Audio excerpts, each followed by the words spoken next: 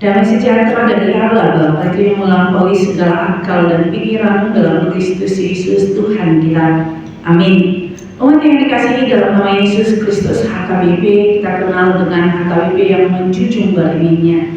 Artinya HKBP mampu untuk memikirkan kemajuan daripada gerejanya, mampu dalam bidang sumber daya, dalam manusia dan dananya. Oleh karena itu HKBP mampu membangun gerejanya untuk Tuhan. Itulah yang menjadi renungan kita hari ini yang tertulis di dalam kitab 2 Tawarik 7 ayat 14. Dan umatku yang atasnya namaku disebut merendahkan diri, berdoa dan mencari wajahku, lalu berbalik dari jalan-jalannya yang jahat, maka aku akan mendengar dari surga dan mengampuni dosa mereka serta memulihkan negeri mereka. Demikianlah firman Tuhan. Ini adalah kedua kalinya Allah menampakkan diri kepada Salomo ketika Salomo sudah selesai mendirikan bait Allah. Artinya bagaimana Allah sangat senang ketika ada tempat yang kokoh untuk menjadi umat itu datang menyembah Allah, tempat bait Allah untuk memuji-muji Allah. Oleh karena itu di dalam kesenangannya itu Allah memberkati dan Allah menjanjikan kepada Salomo bahwa dia akan memberkati, bahwa dia akan mendengarkan, bahwa dia akan memulihkan, mengampuni semuanya dosa-dosa bangsa Israel. Kita yang dikasihi dalam nama Yesus Kristus, bait Allah. Tentu kita akan mengingat titah keempat, ingat dan kuduskanlah hari Sabat. Kita akan mengingat bahwa pada hari Minggu itu kita tidak hanya aktivitas rutinitas, tetapi hari Minggu itu adalah hari kita beribadah, hari kita untuk menyuarakan bahwa Yesus sudah bangkit. Oleh karena itu orang-orang Kristen datang beribadah. Tentu di dalam ibadah itu apa yang dilakukan orang percaya? Pertama sekali merendahkan dirinya, yang kedua berdoa, yang ketiga adalah mencari wajahnya. Tentu ketika dia merendahkan hatinya, dirinya di hadapan Tuhan, dia mau Allah yang bekerja di dalam dirinya, bukan keegoisannya, bukan apa yang dia tahu, tetapi dia mencari apa yang Tuhan inginkan di dalam hidupku.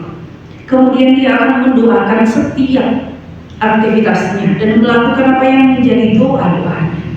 Oleh karena itu tentu yang ketiga dia mencari wajah Tuhan. Artinya firman-Nya yang menjadi wajahnya. Artinya apa yang dikehendaki Tuhan di dalam hidupnya. Dan pada saat itulah ketika dia sudah datang kepada Tuhan, mengerti firman Tuhan dan mau berdoa, dia berbalik dari kesalahan yang lama dan tidak mengulanginya lagi. Oleh karena itu tentu Allah menjanjikan apa yang harus Tuhan berikan ketika orang itu menjadi berdoa, rajin datang ke gereja.